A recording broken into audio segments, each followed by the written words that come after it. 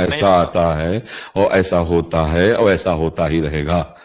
इसमें क्या होता है बच्चा कि ईमानदारी से देखो, तुम पुरुषार्थ मतलब मेहनत तो खूब कर रहे हो। ऐसा कोई नहीं चाहता कि मैं फेल हूं, ऐसा कोई नहीं चाहता कि मेरा कहीं स्तर गिरे। सब बड़े बनना चाहते हैं, सब सुखी होना चाहते हैं, पर प्रायः सफलता किसी किसी को मिलती है।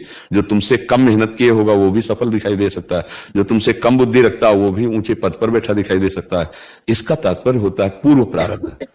अब इसे माने या ना माने, जैसे वर्तमान में हम मेहनत बहुत कर रहे हैं पर हमारा कर्म है हमें दुख देने के लिए तत्पर है, तो हर जगह से मुझे गिरा रहा है, हर जगह से परास्त कर रहा है। व्यापार में घाटा, पढ़ाई में वो चाहे जितना पढ़े वो उतने नंबर नहीं ला पा रहा है, वो चाहे जितना प्रयास करे, उसे इंजीनियरिंग पढ़े बड़े बड़े और गांव गली में ऐसे बैठे, कोई उनको नौकरी नहीं मिल रही। कितने ऐसे बहुत बुद्धिमान है लेकिन खाने पीने तक की व्यवस्था सही नहीं है। कितने ऐसे हैं कि उनको ज्ञान नहीं, बिल्कुल बुद्धिमंद भी है लेकिन वो कार में चल रहे हैं, भारी व्यवस्थाएं हैं। पूर्व पुण्य और पूर्व पाप। अब हम क्या करें, नया ऐसा कार्य करें कि पूर्व को विध्वंस कर दें। वो है भगवान का आश्रय और भजन, दूसरा कोई नहीं।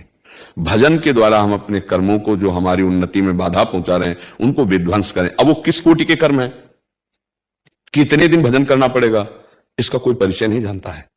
इसीलिए हम धर्म पूर्वक वर्तमान में चले, कोई पाप ना करें और नाम जप करें और विश्वास ये रखें कि एक न एक दिन हमें सफलता मिलेगी, जिस दिन हमारे असफलता प्रदान करने वाले पाप कर्म वो नष्ट हो जाएंगे, पक्का मिल जाएगी। मान लो आप पढ़ रहे हो तो आप पढ़ाई में एक साथ नाम को भी ले लीजिए। जो व्यर्थ में समय नष्ट कर रहे हैं वो नाम में आ जाइए। तो ये नाम क्या करेगा, आपकी उन्नति करेगा, आपकी बाधाओं को नष्ट कर देगा। एक हमने घटना किसान की देखी कि एक किसान का खेत है और वो दूसरे के खेतों से पानी आता है। सामने जिसका खेत है, अगर वो खेत वो शत्रु पक्ष खरीद लेता है तो उसकी खेती सूख जाएगी। अब वो बहुत धर्म से चलने वाले, भजन करने वाले, अब वो लोग गए और उस जो खेत बेच रहा था शत्रु पक्ष, उसका जाकर के बोला जितने तुम लाख हजार बोलोगे हम देंगे, लेकिन खेती हमें दोगे। और वो पक्ष जो इतनी क्षमता नहीं रखता था, अगर उसको वो खेती ना मिले तो उसका खेत सूख जाएगा। और वो धर्मात्मा पुरुष है, उसके पास उतना धन नहीं है, और उसने भगवान से प्रार्थना की कि भगवान आप जानते हो कि अर्थ है नहीं, और अगर वो खेत नहीं मिला तो हमारी खेती सारी सूख जाएगी, वो पानी नहीं आने देगा। जानते हो वहां से उत्तर आया था, जब आदमी भेजा गया था तो ये उत्तर आया था कि इनके घरों में संत जन भोजन करते हैं, ये धर्म से चलते हैं, अगर ये हमको पैसे ना भी देंगे तो खेती इन्हीं को लिखाएंगे हम।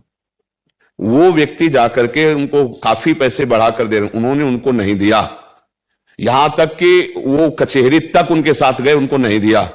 और उनको दिया जिनके पास अर्थ भी कम था और ज्यादा पावर भी नहीं था।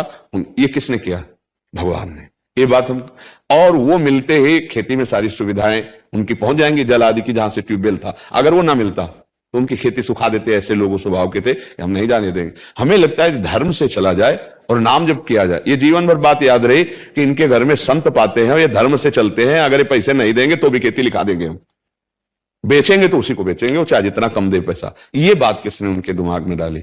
अर्थ तो बड़ा प्रलोभन की चीज होती है, भैया बेच ही रहे तो जब जहां हमें ज्यादा मिल रहा है उसी को देंगे, लेकिन धर्म की बात। तो हम अगर धर्म से चलते हैं, नाम जप करते हैं, तो भगवान मति बदल देते हैं। हमें लगता है यदि हम नाम जप करें और धर्म से चले तो भगवान सहयोग करते हैं, ये देखा गया है।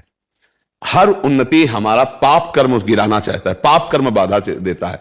अब जैसे कोई अभी वर्तमान में पाप कर रहा हो, बढ़ता चला जा रहा है, तो उसका पूर्व का पुण्य उसे बढ़ा रहा है। वर्तमान में पुण्य कर रहा हो, गिरता चला जा रहा है, वो उसका पूर्व का पाप नष्ट हो रहा है, उसको गिरा रहा है। अब जब पुण्य इस कोटि का हो जाए, नाम जब भजन, कि उसको विध्वंस कर दे, तब मंगल होता है। अब ये बात समझ में आ जाए तो है। अब 4 दिन हम जपे और सोचा हमारी नौकरी नहीं लगी तो हम नाम जप छोड़ दे, तो फिर धैर्य पूर्वक न जपने के कारण फिर अश्रद्धा हो जाएगी। यदि हम नाम जप करें और खूब अच्छी पढ़ाई करें और प्रयास करें, तो हमारा प्रयास और भगवान की कृपा दोनों इससे हर काम हो जाएगा। हमारा प्रयास धैर्य पूर्वक और नाम जप, तो भगवान आपको परम धनी बना देंगे। वो लक्ष्मीपति हैं, क्या कमी है उनके पास, वो हमारा जीवन सुधार देंगे, इतना विश्वास कर लो।